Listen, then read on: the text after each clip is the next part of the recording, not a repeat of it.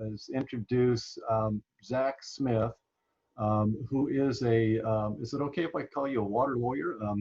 That's one of his two hats that he's wearing these days for Old Mulvaney and Myers, but he's also a instructor at Cal Poly Pomona, where he talks about water law and regulations. So I'm going to turn this meeting over to Zach, and he'll introduce the panel for us. Thank you, David. Thanks very much for having us. It's my pleasure to introduce our water panel today. If anyone wants more information about any of the panelists, please see the conference materials. Our goal today is to identify several pressing water supply issues in California and speak to the opportunities that arise from those challenges, all with an eye to agriculture's role. Clearly, much of this discussion will be superficial, but we want to spark new ideas from this audience because the challenges that lie ahead are significant. First, the Vice Chair of the State Water Resources Control Board, Doreen Diadamo, will provide you with an overview of California's water supply and demand issues, the board's jurisdiction and programs, and briefly touch on water quality as it relates to agriculture. Anna Schiller from the Environmental Defense Fund will discuss how thoughtful groundwater management can benefit groundwater-dependent ecosystems and people, and will describe one of EDF's programs in the San Joaquin Valley. You'll hear from Cannon Michael, President and CEO of Bowles Farming Company. He'll highlight water challenges facing California agriculture, as well as some cross-sector projects that support agriculture, disadvantaged communities, and the environment. Andrew Ayers from the Public Policy Institute of California will discuss groundwater markets and their current and future roles in groundwater management, with an emphasis on his research in the Mojave. And lastly, I will quickly discuss how farms will play a greater role in water storage in the future. And we should have 15 minutes for questions at the end. So with that, I'm handing things over to you, David, and I think to Vice Chair Diadamo. Thank you. And Dee Dee, go ahead and just start your remarks right now, and we'll take down the screen and focus on you here. Thank you. Okay, well, thank you, David. Thank you, Zach. And just want to start off by thanking the Ag Research Institute for all of its work. We rely on your work, and I know our sister agencies also do. So thank you for putting this forum together. I'd like to start by talking a little bit about who I am and our board, and then how we interact with and work together with our 9 regional boards throughout the state, just to put things in better context as to our role. So first of all, we have a 5-member board. We're all appointed by the governor, and we serve in staggered terms. And 1 member is a public member. That's our chair, Chair Esquivel. And then I serve in the water quality seat. But I also kind of wear 2 hats. 1 member of the 5 has to have experience in irrigated agriculture. And so I live and have worked in the San Joaquin Valley for several decades, and worked for members of Congress for many years, working on agricultural and environmental issues. And my family also farms in the San Joaquin Valley. And then we have 2 members that are engineers, and 1 member that's an attorney. And our role is to ensure the highest reasonable water quality in the state, and also to administer our water rights system in the state. And also to provide reasonable protection of all beneficial uses. This, I think, is the most exciting part of the job, and that is to balance all of the interests and uses that we have in California. So that would include municipal, industrial, agricultural, recreation, fish, and wildlife. And now we also have a newer role. Several years ago, the division of drinking water was added to our portfolio. Drinking water and administration and regulation of drinking water agencies throughout the state was done previously through the Department of Public Health. But it was thought, and I think the legislature did good thinking on this, to move the drinking water program over to the State Water Board, because we also regulate wastewater systems in terms of wastewater quality, discharges through wastewater, and also we have a division of financial assistance that provides for loans and grants to both wastewater systems and drinking water systems. So it made sense to move that program over to our board. And we do our work in the arena specifically of water quality. We do that work in conjunction with our 9 regional boards. So we have 9 regional boards throughout the state, and those are 7-member boards also appointed by the governor. And they serve a very important role because they're able to, unlike we, they're able to recognize local differences specific to those regions and really drill down on climate differences, topography, geology, hydrology. And their role is to develop basin plans for their hydrologic areas. And they also develop what's called total maximum daily loads for impaired water bodies. For example, there's through the Central Valley region, they have a total maximum daily load for selenium into the San Joaquin River, which is an impaired water body with respect to selenium. And then these regional boards also issue waste discharge permits consistent with those basin plans. And these are permits for entities that discharge waters onto lands that could impact groundwater or into waterways directly and indirectly. And so examples would be waste, say, from food processing facilities, wastewater treatment facilities. And then we also have a program that the regional boards work on that I think you all would be interested in, and that's our irrigated agriculture programs. More on that in a little bit here. And then the regional boards also monitor water quality and take enforcement actions against violators. And then our board works closely with those regional boards in terms of we would approve basin plans that the regional boards submit to us. And then we also serve as an appellate body, quasi-appellate body, so to speak, with respect to decisions of those regional boards that get petitioned to our board. And an example of that would be on this irrigated agriculture program. So the areas that have, I would say, more evolved programs would be in the Central Valley and on the Central Coast. And those areas have developed how to address this issue of non-point sources from agriculture that can result in contamination into surface water bodies and also groundwater. I think we're all very much aware of the challenge that agriculture has with nitrate contamination. And so there's been quite a lot of focus throughout the state, but in particular in the Central Coast and Central Valley in these areas. And so those programs, as they are developed at the local level through the regional boards, if stakeholders, impacted stakeholders have concerns about those programs, they would get petitioned to our board, and then we would have the discretion as to whether or not to take up those petitions and provide additional guidance. We have done that on a number of occasions and seeking to do what we can to recognize local differences, but at the same time develop a program and ensure that it's based on science and is practical and can be developed and implemented in such a way that we will see through time a reduction of nitrate contamination in our groundwater basins, and then also pesticide runoff and that sort of thing into our surface water bodies.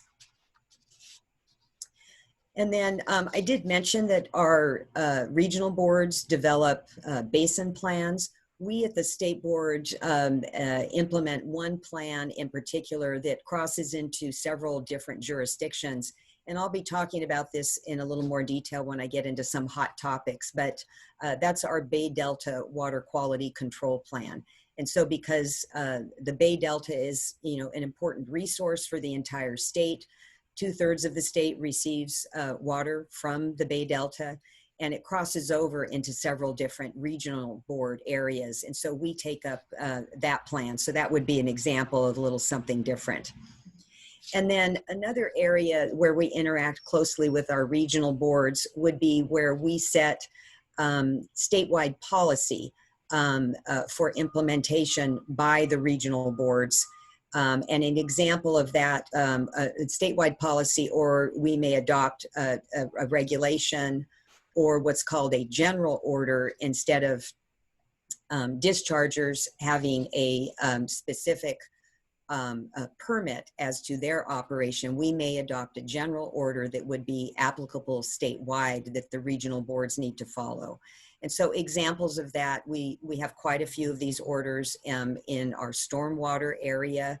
And for agriculture of particular interest would be, say, food processors or wineries that would have to implement a stormwater program. And that would be something that they would be following our statewide order. Wetlands procedures. And then one that we're working on right now that I've spent a lot of time on is our winery order. So right now we have regional boards that either they've adopted a general order for wineries in their area, or we have some regional boards that don't have general orders. So they go through the time-consuming effort to develop an individual order. And we've determined that in looking at the wineries throughout the state, many are unregulated because it's just a lot of work for regional boards. And so we felt it was important, A, to have consistency, and then B, to make sure that there's coverage of all wineries throughout the state. And so we're in the process of developing a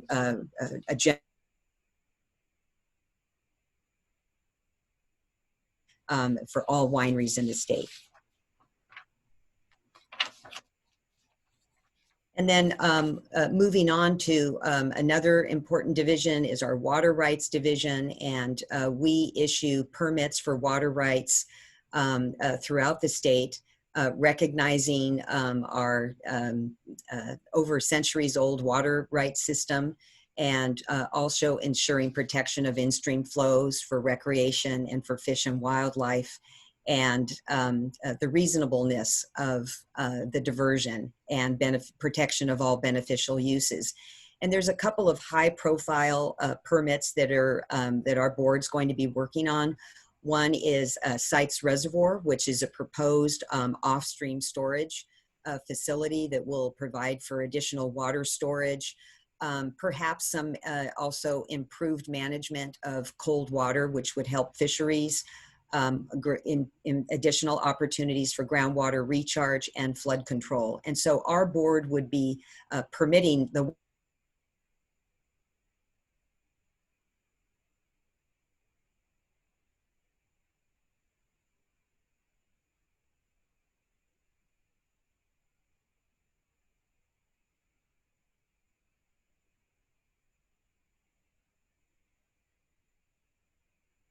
water rights.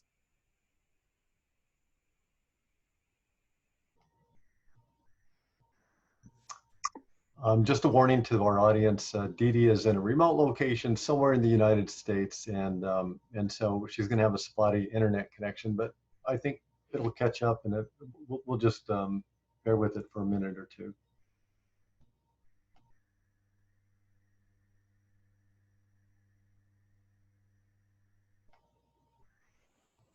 So I think that just answered the question there.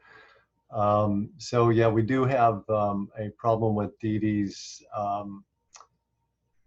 with her internet connection, and she will try to get that back on. And in the meantime, we will have Anna, our next speaker, Anna Schiller, who's with the Environmental Defense Fund, will follow up, and maybe Dee Dee can rejoin us for the remainder of this. So Anna, go ahead, please. Great, thanks so much, David. Hi, everyone. Good morning. Excited to be here today. Thank you to David, Zach, and Lauren for your help organizing this session. My name is Anna Schiller. I work with Environmental Defense Fund as a project manager. My work is primarily focused on multi-benefit SGMA implementation.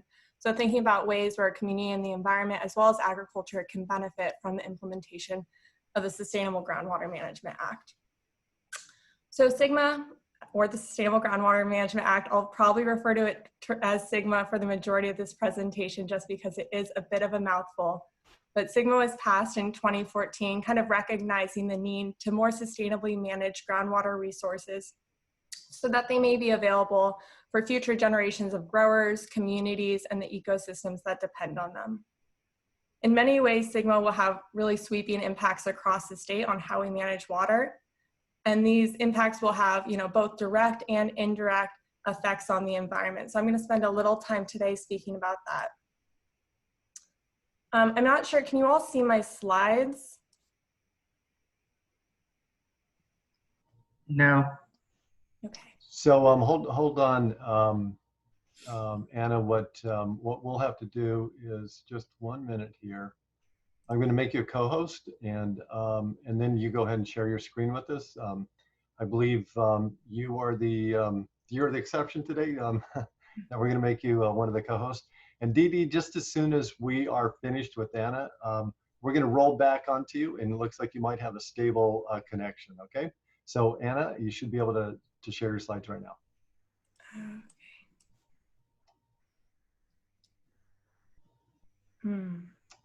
Maybe I need to make you make host for a minute. Do you see a share on the share screen on the bottom or not? Oh, there we go. Yes. Yeah. Okay, there we go. And Let's if you have two screens, you'll you'll have to play with that a little bit. Yeah, I'm trying to just see if I can make sure I can keep my notes up. I know Lauren has my slides as well. I'm not sure if there's a deck that she's able to share. I don't think I received them. Oh, sorry about that. I thought I sent them out yesterday morning. Maybe I'll actually proceed without the slides if that's all right with you all. I'll try and keep it interesting enough and nice and descriptive if that's fine with you all. Yeah, you can actually, just as a kind of an aside, if you have your slides up to your left there, then you can just kind of narrate your slides. That sometimes works for me when this happens. Yeah, okay, let's see. Or you can always email your slides to me. We can go back to Dee Dee. Yeah, let's go ahead and do that if that's all right. Yeah, and that's Sorry for the perfectly confusion. good. So that's great. So let's see, where has Dee Dee gone? Okay, so Dee Dee, like I said, we're gonna adapt as we go along here. So just go ahead if you will. Okay, great. So I don't know when I cut out, but I was talking about the Delta tunnels. No, it was a little before then. It was just shortly after the Sites Reservoir. Sites Reservoir and yeah. Okay, so the other sort of big hot topic area for water rights that we are working on is a joint petition that was filed by the Department of Water Resources and the Bureau of Reclamation to amend their water rights to improve their conveyance with additional points of diversion. And this project is also known as the Delta Tunnels, California Water Fix, and a long time ago, for those of us who've been doing California water issues for a while, the Peripheral Canal. And so both of those will be coming before us, I would say not before 1 year's time. So be watching for that. And then I did talk a little bit about the Division of Financial Assistance with respect to wastewater and drinking water. So there's a big new program that we have, and that is a SAFER program, which is known as the Safe and Affordable Funding for Equity and Resilience. And this is to help struggling communities to provide for sustainable and affordable water supplies. The programs that we have right now for safe drinking water, and we provide through, it's a pass-through program from the federal government for safe drinking water. We provide millions of dollars every year to drinking water systems and wastewater systems. But those programs are for programs that can show that they can actually maintain a system. And unfortunately, many of these communities that are suffering being exposed to contaminants, whether it's, arsenic, TCP 123, chrome 6, nitrates,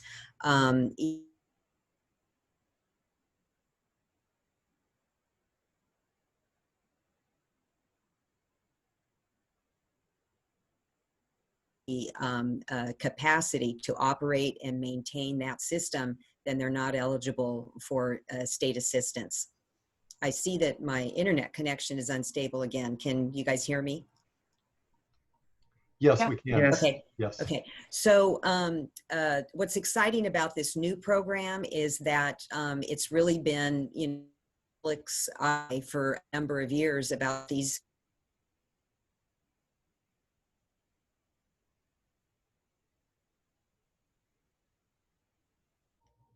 We don't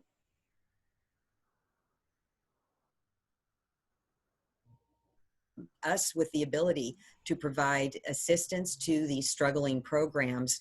And we have a wide latitude of how we can spend the money, consolidate them with other systems so that they can properly operate and maintain the systems, provide for interim drinking water, and also to provide for financial assistance for operations and maintenance. And this program is a $130 million a year program that was sent over to us a year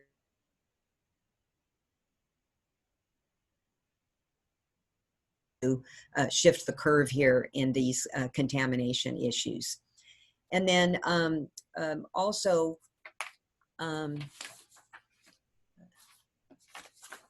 with respect to contamination, I know there's going to be a lot of discussion today about SGMA, the Sustainable Groundwater Management Act. And the focus here, I think a lot of the groundwater sustainability agencies are focused on water supply. And that was, a big issue as to why the legislature has required regulation of groundwater, but also these agencies need to be looking at water quality and making sure that contaminants don't get moved around and additional communities at risk, and then also making sure that there is opportunities for those that these public systems that do have contamination to make sure that they're part of the dialogue for sustainable groundwater management. I know that since there's many other speakers on this, what I'm going to do is just briefly mention our role at the state board. We have these groundwater sustainability agencies. These are regional local groups that have formed to develop groundwater sustainability plans to show that over a 20-year period, they will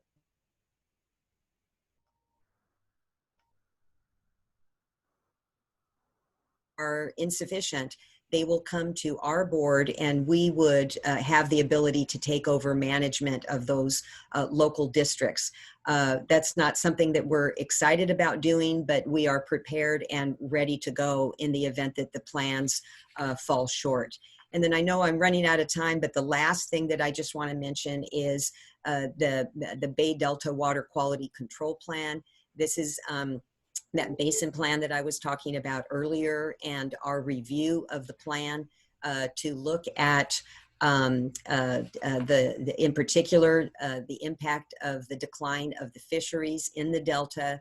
And our board undertook a very controversial action a couple of years ago to redirect water supplies to provide additional water in rivers and streams for the fisheries. And we have the ability to do that, but it may not be the best solution because in most of these areas, we see that additional habitat improvement is also a very important piece of it. And so what we're encouraging right now is water districts to come together to put together voluntary agreements so that we can address additional flow, but also habitat for species. And so we're sort of the regulatory backstop in this area, but it may not be the finest instrument to use. And so these voluntary agreements, I think personally could hold potential for more progress in this area. So stay tuned for that. You'll be in this coming year seeing more information on that coming out of our board. Okay, Dee Dee, thank you so much for this overview. You guys have your hands full. I don't know how you would do anything else but this. But thank you for staying with us. I know that you do have a hard stop at 9:30, and hopefully your internet connection will stay up and between that time.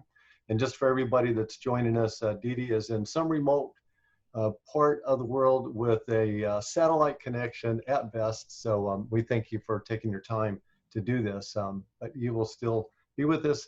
And I know that we're still waiting on some slides from Anna, so we are going to pivot to Canon Michael.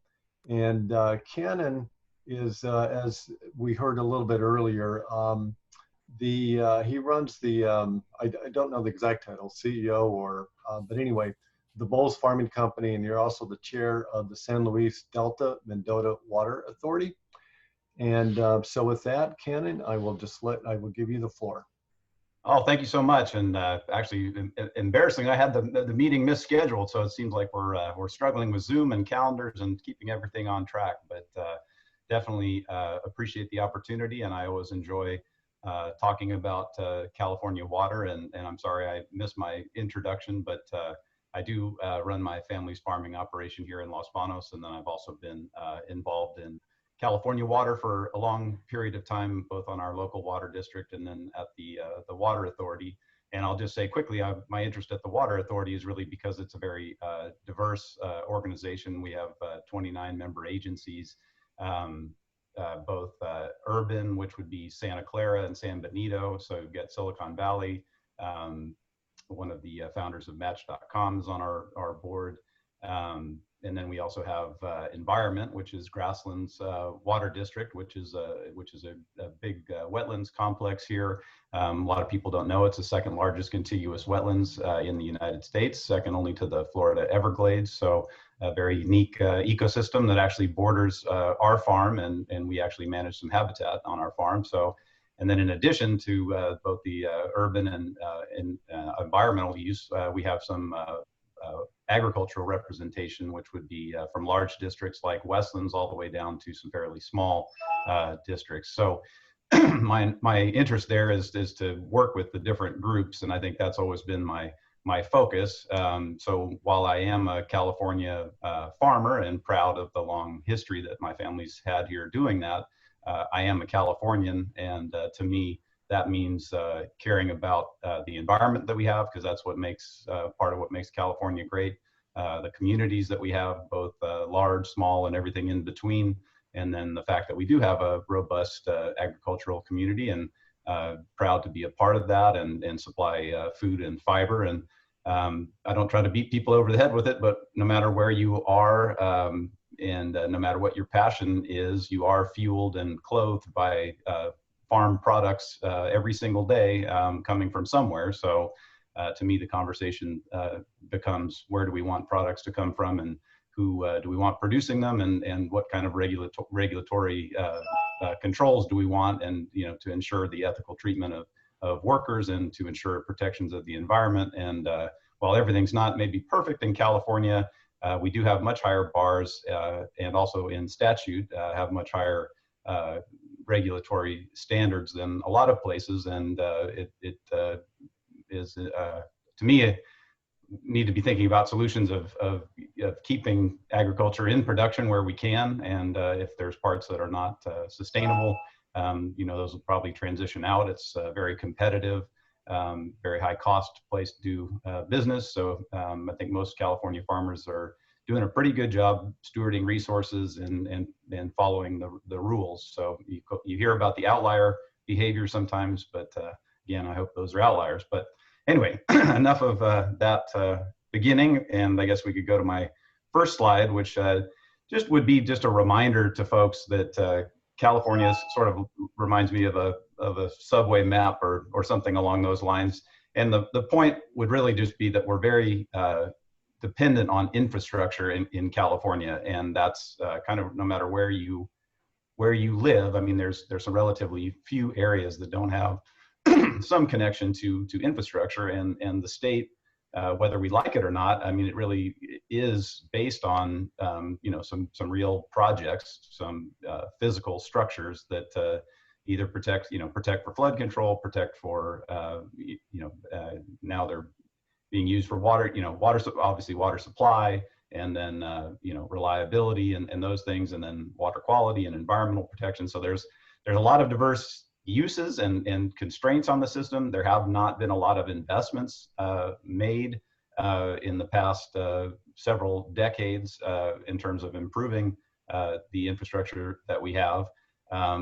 So again, it's just more a mindset of understanding that a lot of the hydrology occurs in the northern part of the state. A lot of the land mass and people are in the southern part of the state. The fact that we move water around is nothing to be ashamed of. It's something to be cognizant of, and it's something to understand that we have to be able to manage using the infrastructure that we have.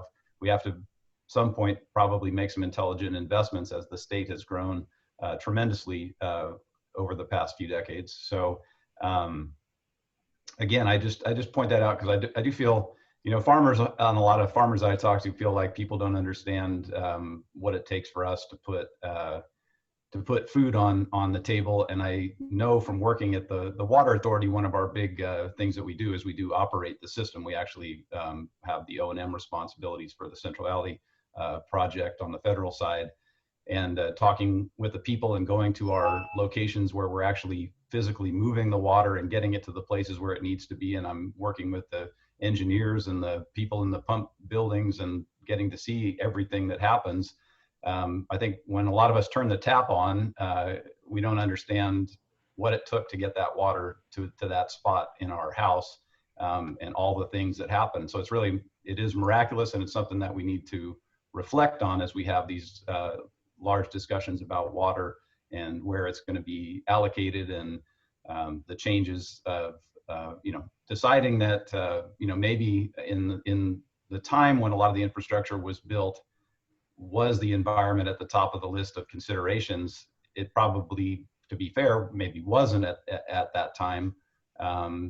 But again, it was done at a time when people needed to have some stability in terms of being able to settle in areas that were flood prone, be able to have stable food supply, be able to establish communities and those types of things. So as we move forward, that's not to say that we don't do better with the resources and trying to find opportunities to make improvements. But again, as you shift from one previous use to another, it creates opportunities for some real pain and some real if the decision is to allocate more water to the environment, that's going to, of course, disrupt other users. And I think we can probably move to my next slide. So this would be the ag service allocation. So this is talking about folks who are south of the Delta who rely on the movement out of the Central Valley project. So and ag service would be the large farm users. So again, these charts, and I don't want to get too wonky, and we've already talked about one acronym, and there's a million different acronyms, so I don't want to get too, I'll try to explain it as simply as possible. The blue bars would just really sort of represent hydrology. So kind of from a wet year to a dry year. So the bigger the blue bars, the better in terms of the wetter that it was in those major reservoirs listed on the left side there. So just that's kind of all to think about. And then the triangle and the red squares, the red square would be what would be called an initial allocation, and then often, so there's usually a call made by the Bureau. It used to happen very early, used to happen in January, February. There's a meeting usually in a water user meeting where that was normally called the allocation. But that's been pushed back. Generally now it doesn't happen until sometimes usually maybe even March or April. But sometimes there's an initial allocation given, and then as maybe the year goes along, they'll make that higher allocation. Sometimes it's gone the other way, but rarely. Cannon, this is Zach. You got a couple more minutes. Okay, I'll try to go a little faster. Thank you. So just the indication would be that the folks who got established south of the Delta from 1950s to really early 90s had very reliable supply, which would be 100% allocations, which you can see those bars pegged at the top, the triangles and squares.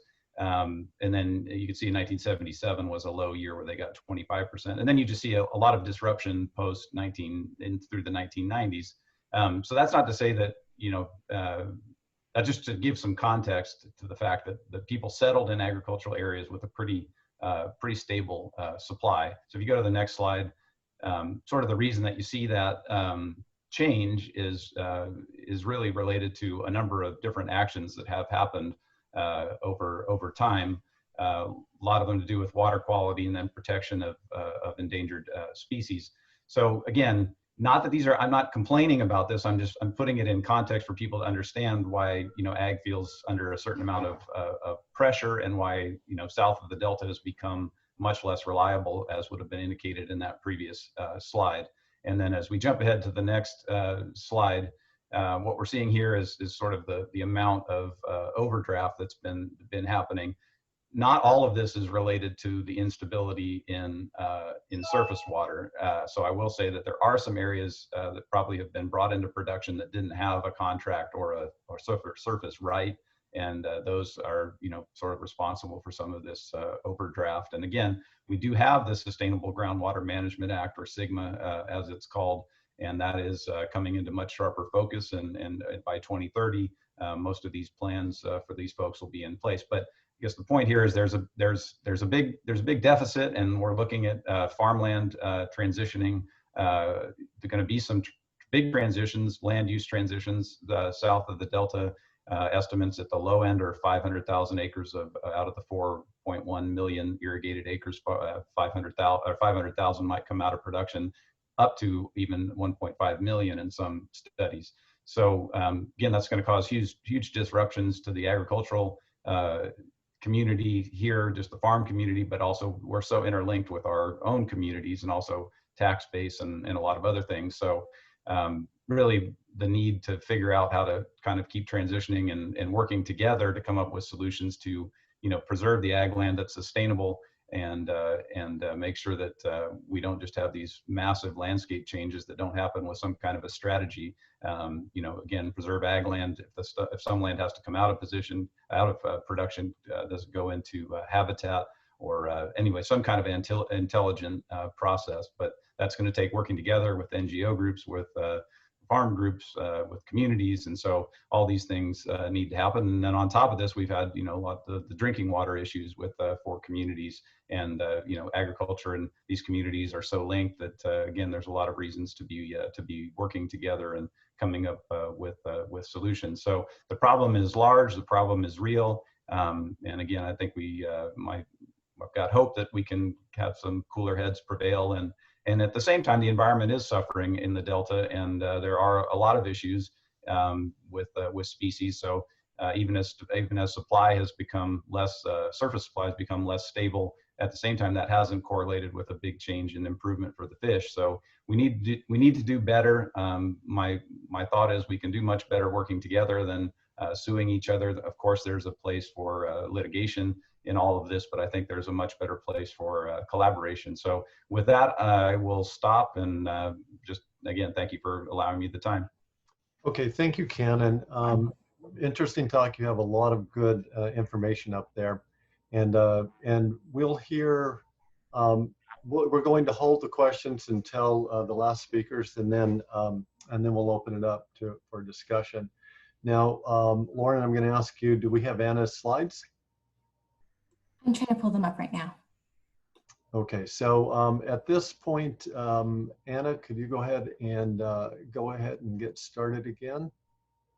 Sure can, and thank you guys so much for working with me and getting those slides up. I'm actually really happy to have Dee Dee and Cannon go ahead of me, just because I think they do a really wonderful job giving a high-level overview of where we're at in California, and kind of defining some of those SGMA terms, and also making clear that collaboration is going to be a really important piece of the puzzle, and that's certainly going to be a theme for my presentation as well.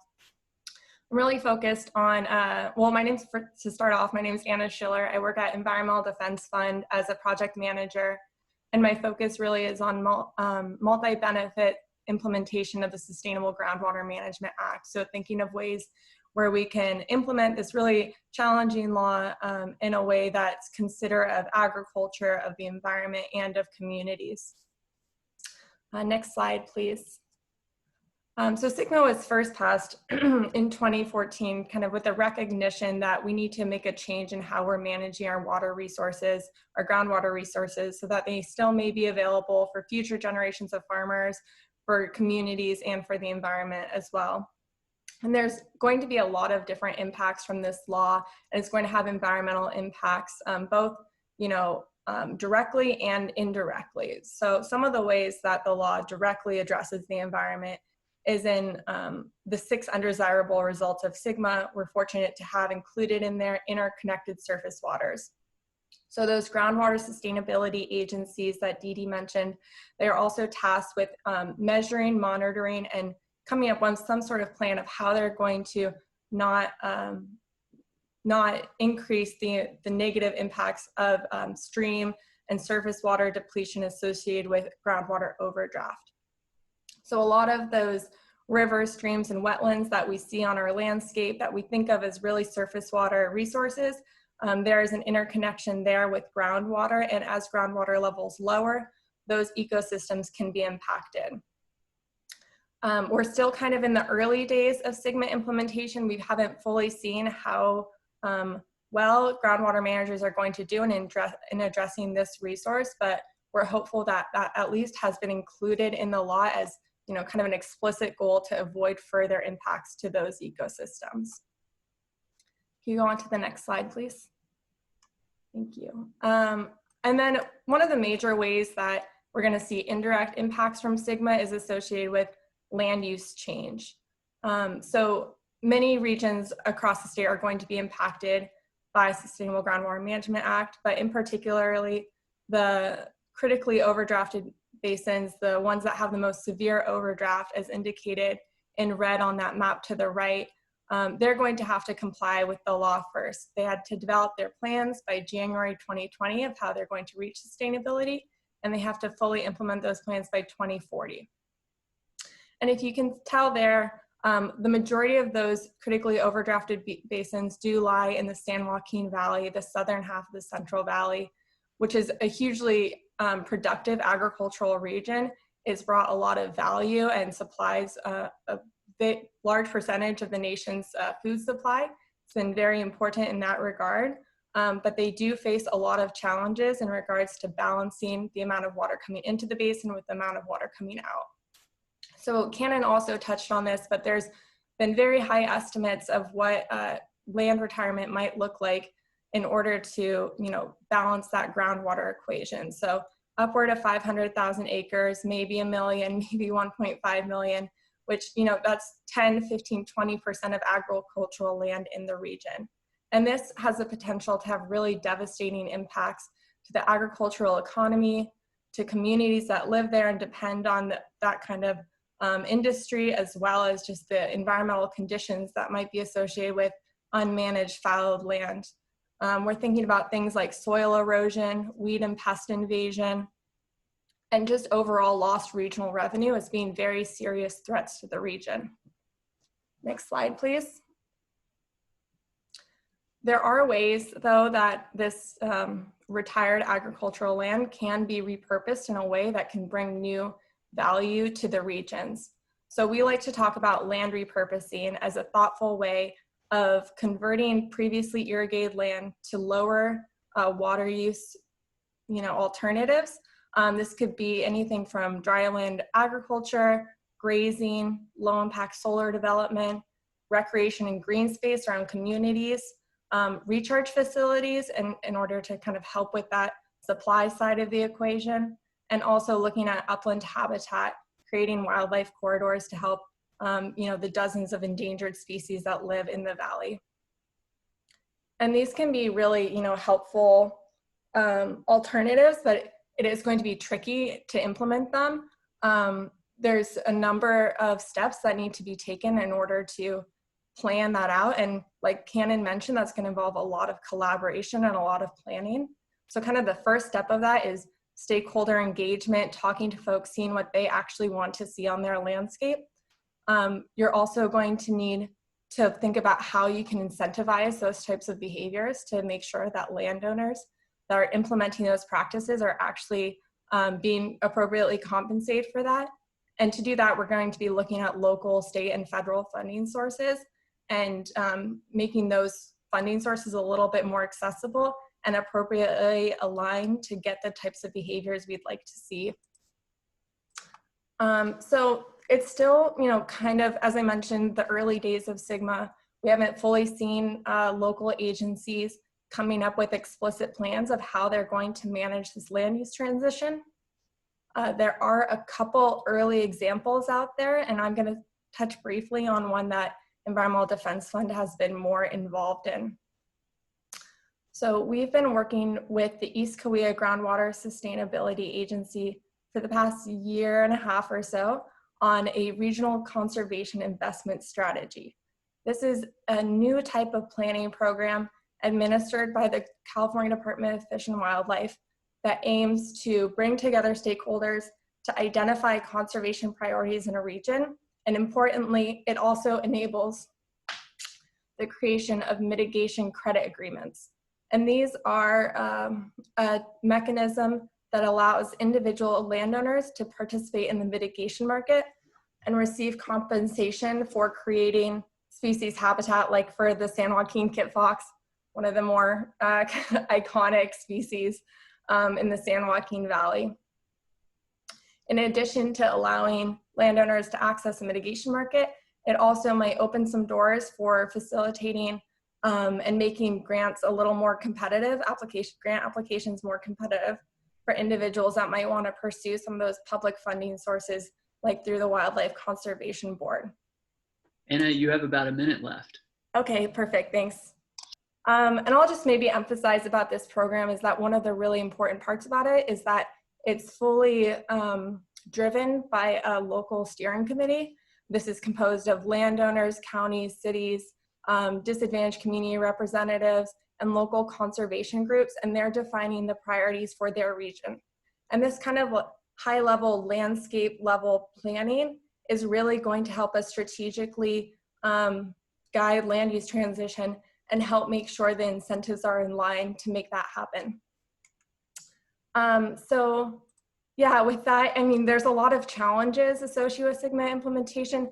It's going to be hard, but if we can, bring folks together, help identify regional priorities and get creative about, land use alternatives and funding mechanisms, we have an opportunity to, reshape the landscape in a lot of these agricultural regions and come up with a system that's going to sustainably support agriculture in the long term, and also ensure that, we have healthy, thriving ecosystems as well, which clearly are a strong benefit for the communities that live there.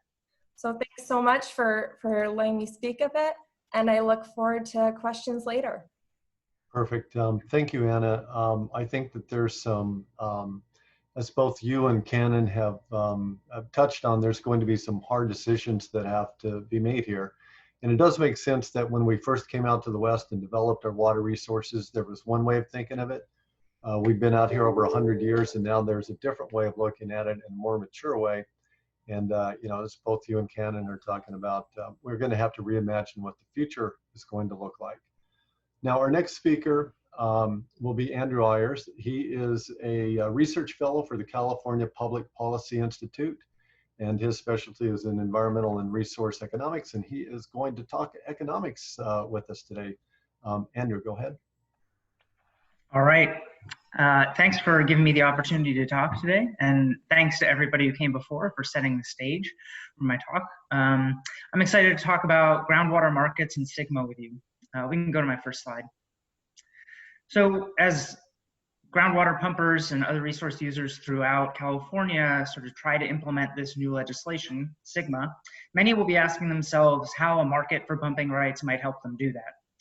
The answer is going to vary from basin to basin, but in general, we can say that markets are going to help manage scarcity and resolve competing demands on the resource. So as I think almost every single speaker before me mentioned, colleagues at PPIC have estimated that about 500,000 acres might come out of production in the San Joaquin Valley as a result of SGMA. So resource users in that area are going to need at least some sort of tool to manage who gets to pump and who doesn't. and markets could potentially help them in that regard.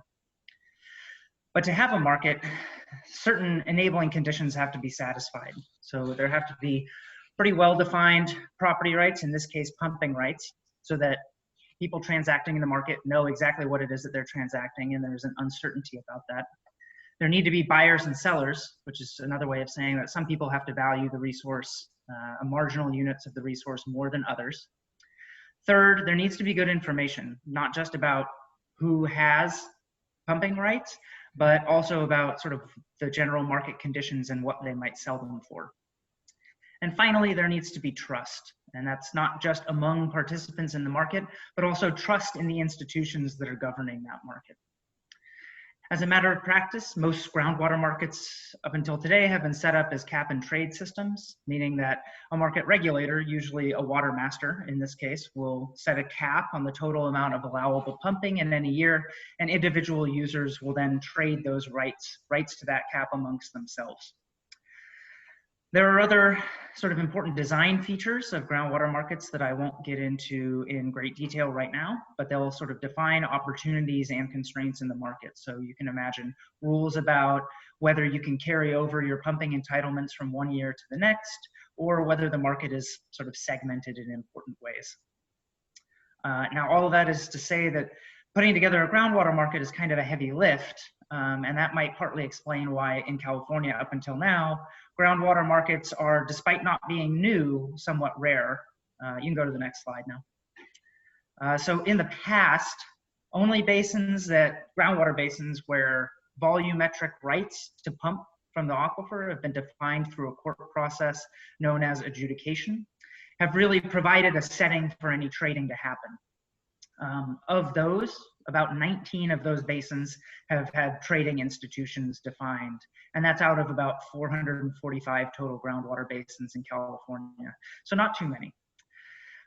Sort of the examples with by far the most trading activity are going to be the Chino Basin, which was adjudicated in San Bernardino and Riverside counties in 1978, and the Mojave Basin, which was adjudicated in San Bernardino County in 1990. And I'm going to talk a little bit more about the Mojave later on, but for right now, I just kind of wanted to make a little comment about some recent advances in groundwater marketing following SGMA. So the GSPs that have been put together in the critically overdrafted basins thus far have limited emphasis on demand management, but nonetheless, there are expectations of cutbacks looming, as I described before, and there's sort of a broad recognition that markets can be an important tool here. But there are two markets that have already been set up.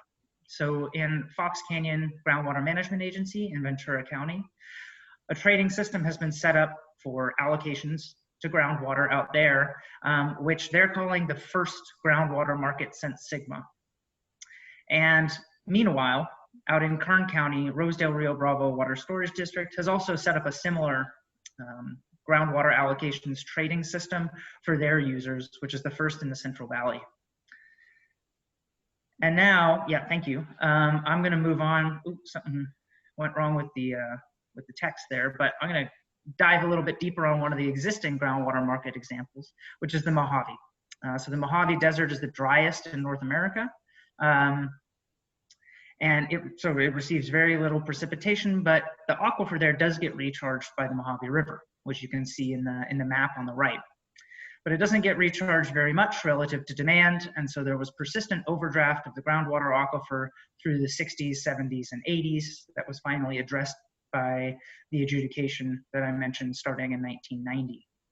This adjudication created a market for groundwater pumping rights within the area, but that market was segmented into 5 different sub-areas: Alto, Oeste, Este, Centro, and Baja, which you can see in the map on the right. What's important about this is that it created separate markets for those pumping rights, but these sub-areas are actually still hydrologically connected with one another. So that means that they have flow obligations to one another that they have to meet every year, and the amount of flow is estimated by the market regulator, the water master. If one sub-area doesn't meet its obligation to another, then they have to make it up. And I'll talk a little bit more about that on my last slide. But just to get at sort of who's trading water out here, throughout time, agricultural interests, certainly, urban interests, certainly, but also environmental interests and other sort of industrial interests, including solar, have been active in this market. So we can go to the next slide. The market for groundwater pumping rights in the Mojave opened in the 1994-95 water year. And you can see the volumes traded in that market here disaggregated by those different sub areas I showed on the last map. So the first thing to take away is that most of the activity is in Alto sub area, which is where cities like Victorville, Hesperia have been growing quickly in past decades, and they've been regularly buying up water from agriculture. Another thing to note is that the total volume traded has exceeded 20,000 acre-feet every year since 1996, which is a pretty good amount of water. That can be anywhere between about 15 and 20% of the total amount of pumping in the basin on an annual basis. But what I really want to draw your attention to here is the transparent portion of these bars, which is just labeled as CA in the legend. That is the water that was transacted, sold by Centro pumpers to Alto pumpers in order to make up for low deliveries from the Alto sub-area to the Centro sub-area. So when users in Alto don't deliver enough water, in other words, enough water doesn't spill over or flow from their sub-area to the other, they have two options. They can either buy replenishment water from the State Water Project, which is very expensive, or they can buy offsets in the Central market and retire them to make up the difference. And so we can go to the next slide. About a minute, Andrew. Perfect. So what you see here on this plot is the green bars are showing, according to the right axis, how much of that makeup obligation was made up through Alto buyers purchasing Centro pumping rights in order to retire them. The orange dots show transactions in which that occurred. There was a cross sub-area transfer, and the blue dots show transfers just between Central market participants. So the first thing to note is that the Alto buyers, when they're involved in that market, make up a pretty big proportion of the transacted volume. In years where there's a positive makeup obligation, it's rare that Alto buyers make up less than 80% of the total transacted volume. Now, this linkage between the two markets has had a couple key benefits. First of all, it allowed Alto users to resolve their makeup obligation to Centro users at much lower cost. We calculated that had they needed to buy all this water off the State Water Project, that would have cost an additional $15 million over the life of the program up until now, which is about the total amount of value transacted in this market in any given year. So that's pretty substantial. The second is that it provided another outlet for Centro pumpers, so agricultural and other users in Centro, to sort of monetize their rights. When they're selling these rights to Alto buyers, they're better off than had they been, pumping that water themselves. And so all of that is to say that, it's not clear that other groundwater markets arising under Sigma may have particular design features like this. But in thinking about new research opportunities for agricultural, ARI members, I think it's important for us to sort of think about ways we can enable farmers and other agricultural producers to flexibly manage their operations and their new groundwater rights to the extent they get them in order to take advantage of opportunities like this. And with that, I'll finish up.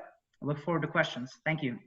Thank you, Andrew. Our next speaker is Zachary Smith of O'Malley and Myers, and he specializes in water law. So, Zach, go ahead.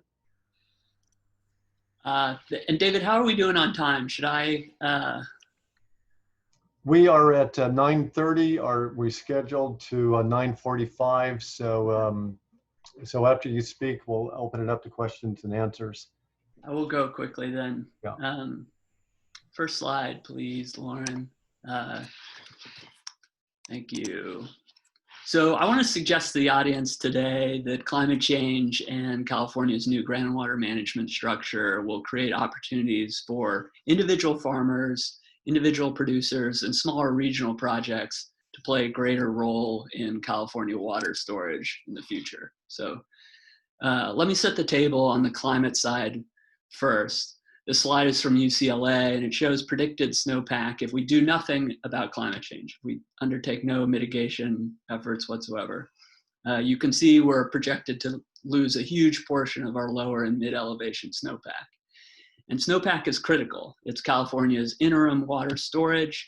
Precipitation falls at higher elevations as snow. It holds that water until spring, and it melts and runs off just in time for our highest irrigation needs. And that natural timing was beneficial and most importantly, predictable. Surface reservoirs are engineered and operated to maximize this delayed water supply while also being operated for flood control and hydropower and other uses. Space is vacated ahead of the spring runoff to capture as much of this runoff water as possible. And so predictability, again, is key for reservoir operations. Next slide, please. So these groundwater sustainability plans are aware of this. The San Joaquin groundwater sustainability plans incorporated climate models out to 2070, and they show that overall change in runoff is essentially negligible. In other words, the same amount of precipitation will likely fall, but we're going to lose that interim storage, and the runoff patterns will change. Next slide, please. So this graphic shows what is predicted to occur when we lose that interim storage. So our baseline runoff pattern is shown in the first line. The new predicted runoff pattern is shown in the second line. And what we can see is the midpoint of runoff will occur 50 days earlier, potentially out of sync with demand now. And new water supplies from precipitation will likely come as rain and flashier events spread out from January to May. So we're going to lose that predictability of runoff that assisted us in managing surface water management. Next slide, please. So that's the climate side of all of this. The other side is the groundwater management planning. So as you've heard, each medium and high priority groundwater basin in the state has produced or is producing a groundwater budget. And so we have estimates of overdraft, the amount of water depleted but not replaced in an aquifer. You can see on this slide the overdraft occurring in the San Joaquin Basin. Obviously, that overdraft creates a lot of impacts, and I'm really not here to discuss those today. What I will say, though, is that when we talk about the glass being half empty, we're usually being pessimistic. But the true opportunist might say the glass half empty here means there's room to fill it up. There's vacated groundwater storage space available for recharge. And that's not, I'm not brilliant for coming up with that. This is extremely obvious to everyone doing these groundwater management plans. They've all recognized this opportunity. Nearly 50% of their plan in the San Joaquin Valley to combat overdraft is through recharge of additional water supplies. And you can see demand management, which is the curtailing of water use, makes up a much smaller percentage. Oh, sorry, go to the next slide, please. So augmenting supplies, 47%. Managing demand makes up a much smaller percent in this analysis of what these groundwater supplies intend to do in managing overdraft. Next slide, please. So this is where individual farms come in. Farms overlay these depleted aquifers and can become opportunistic reservoirs. One official program is called FloodMAR, the MAR meaning Managed Aquifer Recharge. Winter floodwaters are released from or bypassed by upstream reservoirs. Those floodwaters are captured farther downstream and are spread out on natural lands, farmlands, or put directly into recharge basins. And obviously that water eventually percolates down and refills the aquifer. There are many projects like this all over the state, but their importance is increasing given the change in runoff patterns. And there are several advantages to groundwater storage on farms. We can use existing water diversion and conveyance facilities. Many have available capacity in winter months. There are fewer regulatory hurdles than building new surface reservoirs. They still provide flood management benefits. There are fewer evaporative losses. They can raise groundwater levels to benefit entire communities. And many of these projects will be public-private partnerships, private lands and landowners, and perhaps public funding for infrastructure. And one incentive, building off Andrew's presentation, is that with more sophisticated management and allocation of groundwater supplies, the actual entities that are recharging can receive groundwater use credits for their efforts. Now, there are certainly challenges and limitations. If you go to our next slide, please. The glaring limitation is lack of supply. So this is a screenshot of an interactive state water resources control board map showing where water is available for diversion for uses like groundwater recharge. And the red indicates stream systems that are already fully allocated. Blue areas indicate stream systems that are also already fully allocated, but just in part of the year. So you can see the southern San Joaquin Valley will have local surface water supply limitations. And of course, the other pressing limitation is groundwater quality. This summer, Metropolitan Water District halted withdrawals from a groundwater bank in Kern County because of potential groundwater contamination from a chemical leftover from pesticides applied years ago, which is pervasive in Central Valley today. It can be treated, of course, but that's a consideration in designing these recharge programs. So that is me. I'll close by saying I think there's a lot of areas that are ripe for research here, from the effects of winter flooding on farms to operational and water quality considerations. And so on behalf of the panel, I hope we spark some ideas with all of you folks. Thank you very much, and maybe we still have time for a couple questions. Yeah, we do have time. Now, I would ask all of the panelists to go ahead and turn on their videos and join us in this discussion. And I do want to thank each of you for being available here and speaking to our group here. I think it's interesting that we have a very good idea of what our physical parameters are. We know very much about what our groundwater capacity is, and reservoirs, and the other thing is we don't know about the hard decisions in front of them and how they're going to come out. You know, the economics and the socioeconomics aspects of it, I think, is one of the more challenging parts. Now, I'm going to start there was a question that was submitted by the audience.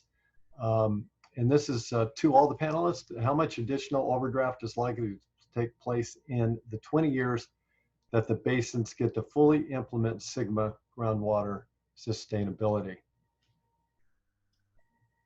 I'll just give a quick initial answer to that, and then perhaps another panelist like Cannon or Andrew or Anna want to jump in.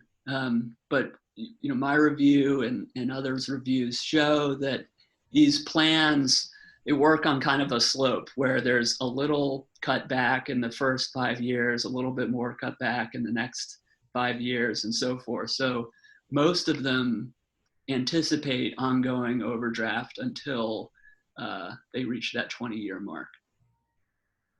Anyone else have a comment? Yeah, I can say a little bit. I think it's of course going to depend somewhat on hydrology, and it'll also depend on whether we can facilitate any of the movement of surface water through the system. There's also some subsidence issues that are needing to be addressed that can also add to whether the surface water is going to be available or not. And so there's a number of factors. I'll say the plans that I'm aware of and involved with by 2030 will have most everybody down to you know, anywhere from a half a foot of extraction to maybe a little bit over that. But so there is sort of a tailing effect over the next few years, but there's so many other factors, and then I think it also is going to depend. Some of the white areas that have no access to surface water are going to be a little different than the ones that have access to surface water. So probably definitely going to continue to happen, but definitely ramping down in a relatively, time frame, a relatively quick time frame. I will say the ag districts have all been very quick to comply and get their plans in, and it's just a lot of work to get everything through all that. And you know, people are still waiting a couple of years even for DWR to approve some of them. So there's still a lot of pieces in play.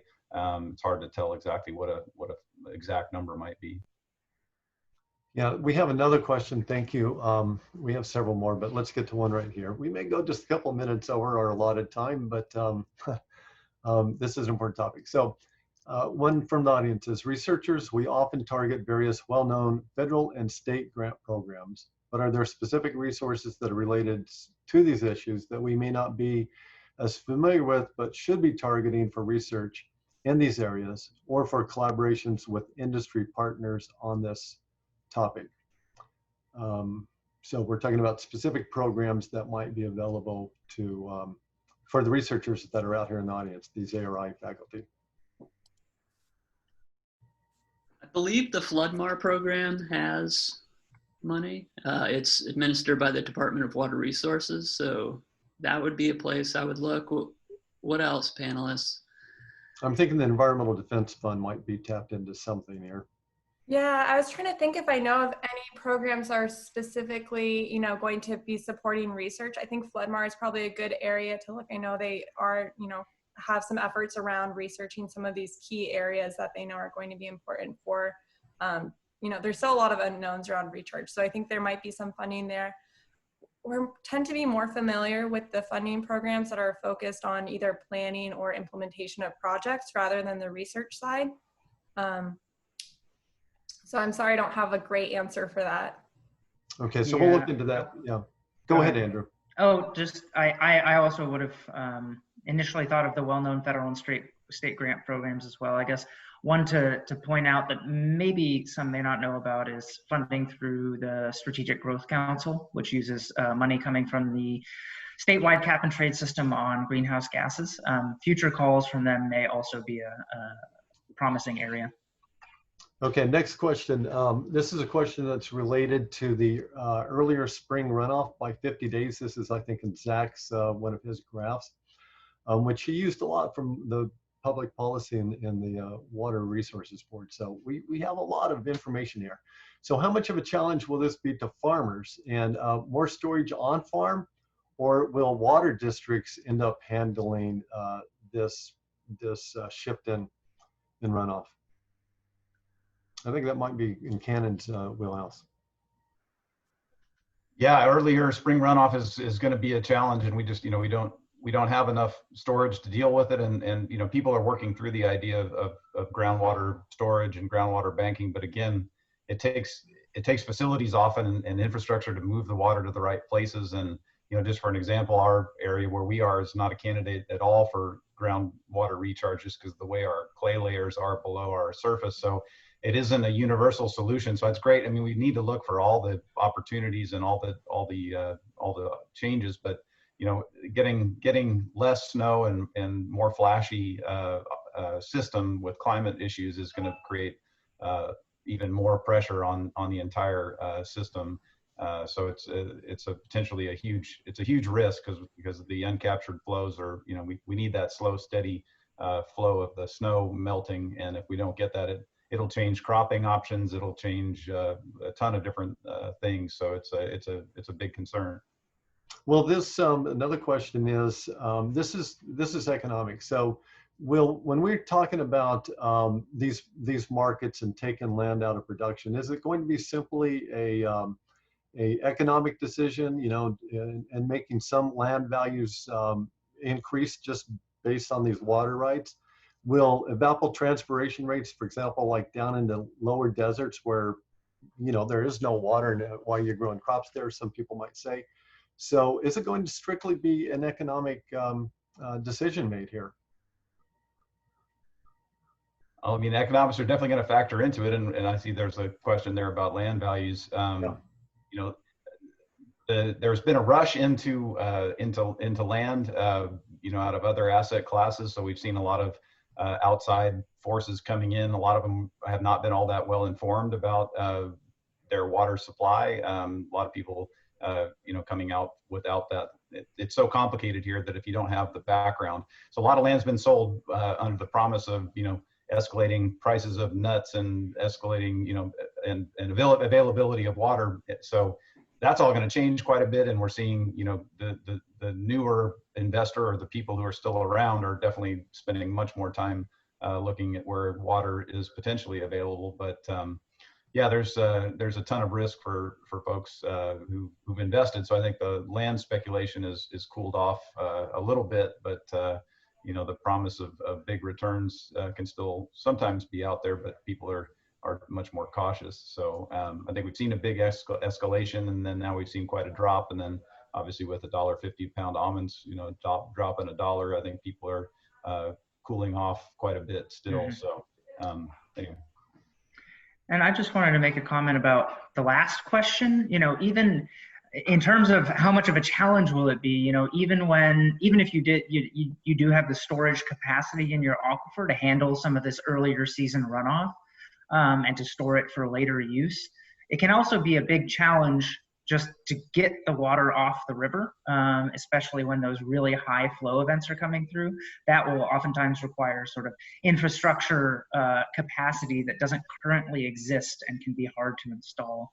So you know, there's a lot of excitement around Floodmore, and I think there should be, because it can play a really important role. But when we're talking about really, really high flows that we might see in the future, that can present an additional challenge. Yeah. Okay, that's great. You know, panelists, we probably should have tried to schedule more time for this, but this is such an important topic that I'll be chatting with Zach some more, and maybe the rest of you. We intend to be in Sacramento next year. Two things have to happen. We need lots of rain and a vaccine. And but I think this would be another topic that we want to bring up live and in person again next year. We're just really touching the surface here. We generally have a great networking opportunity because I think there's a lot of sidebar conversations to have. I've written down probably 10 or 15 questions that I'm not going to be able to ask you. And I'm sure that we have other people sitting there wanting to ask questions as well.